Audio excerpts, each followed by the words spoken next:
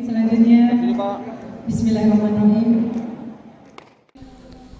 Bertempat di Gedung Serbaguna Polres Ogan Ilir, pasangan calon Bupati dan Wakil Bupati Ogan Ilir yang akan bertarung pada tanggal 9 Desember mendatang melakukan ikrar siap menang, siap kalah.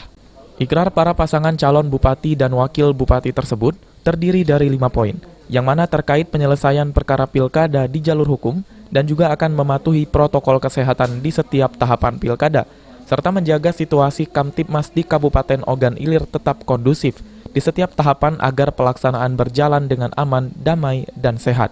Para pasangan calon Bupati dan Wakil Bupati Ogan Ilir pun akan terus menghimbau dan mengendalikan para pendukungnya dan simpatisan agar tidak melakukan tindakan anarkis atau yang bertentangan dengan hukum dan perundang-undangan yang berlaku. Kita yang ada di Kabupaten Ogan Ilir, puncaknya nanti kan tanggal 9, maka dari itu ya, sesuai petunjuk oleh Bapak Kapolda untuk menjaga situasi bisa berjalan dengan tertib, lancar, sesuai dengan keinginan kita bersama, menjaga dinamisasi, menjaga aktivitas, dan menjaga bahwasanya.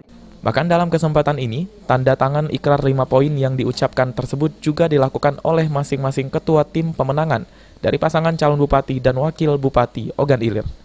Ahmad Romawi, PAL TV.